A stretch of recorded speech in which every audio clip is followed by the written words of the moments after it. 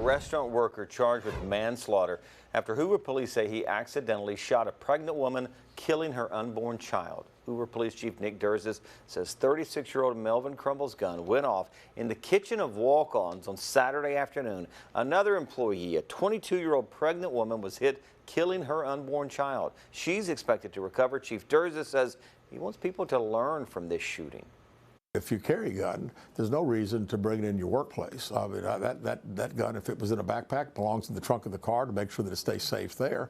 And then when the person leaves, they can do what they want. But I just think when you start bringing guns into restaurants or into place of employment, you know, there's always, people always say, well, nothing can happen. Well, you know what? Let's look at this situation. Something did happen.